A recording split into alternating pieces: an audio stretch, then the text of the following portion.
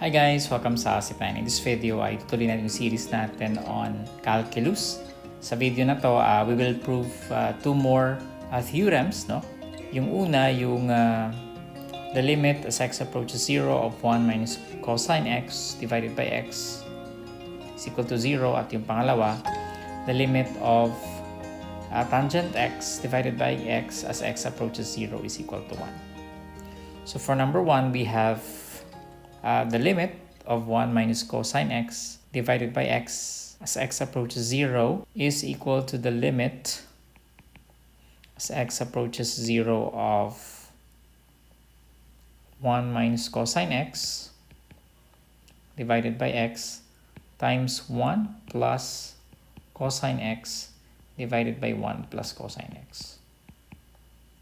So again, we are just multiplying by 1. Kasi itong 1 plus cosine x divided by 1 plus cosine x is just 1. So we are not changing the given, no?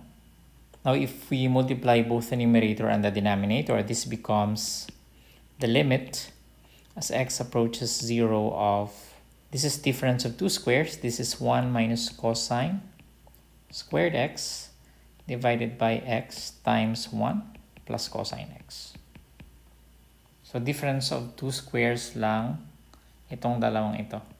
And if you recall your trigonometric identities, di ba sine squared x plus cosine squared x is equal to 1?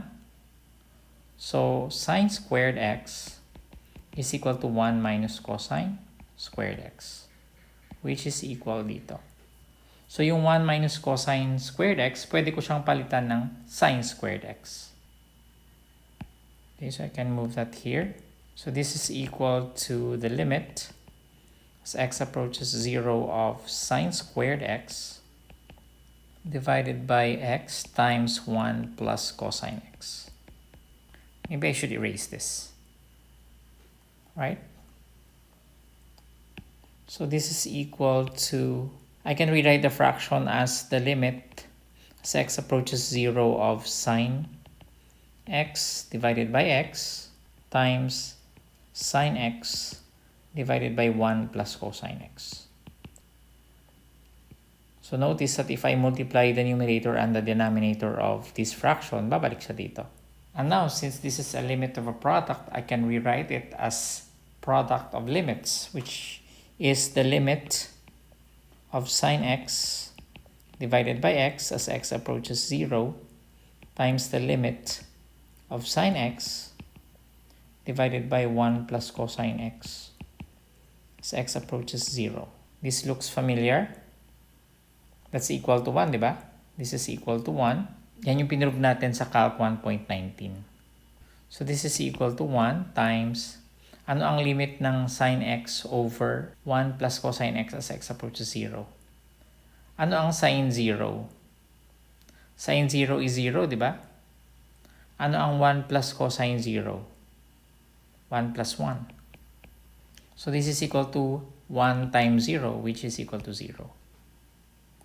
So the limit as x approaches 0 of 1 minus cosine x divided by x is equal to 0. Okay, so na-prove na natin itong unang equation. So for number 2, we have the limit as x approaches 0 of tangent x divided by x, which is equal to the limit as x approaches 0. Ano ang tangent x? Di ba sine x over cosine x? So sine x divided by cosine x divided by x.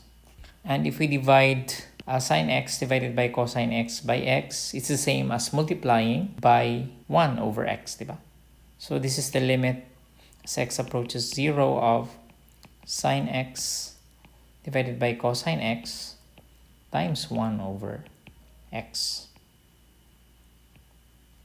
And this is equal to the limit as x approaches 0 of, so pwede kong gawing sine x divided by x times 1 divided by cosine x. So pinagpalit ko lang yung denominator. Pag binultiply mo, pareho pa rin naman yan, no? Now this is a limit of a product, which means that I can separate them into two limits. We have the limit as x approaches 0 of sine x divided by x times the limit as x approaches 0 of 1 divided by cosine x. Now we know that this is equal to 1, so that's equal to 1. And what's the limit of 1 over cosine x as x approaches 0? So ano ang cosine 0? Cosine 0, pag may unit circle ka, 0 means hindi pa nakakaalis yung angle dito.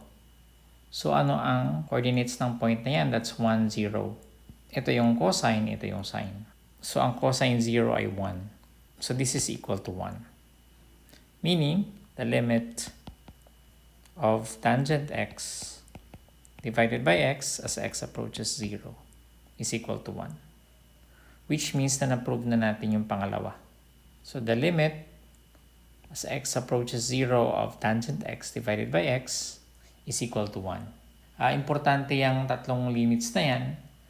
Yung una is yung the limit of sine x divided by x as x approaches 0 is equal to 1.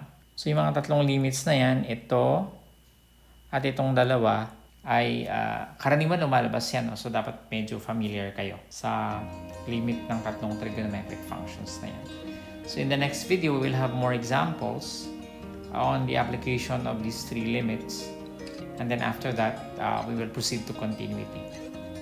That's it. Maraming salamat. Sana nag-enjoy kayo. Huwag niyo kalimutan mag-subscribe sa ating channel. I'll see you in the next tutorial.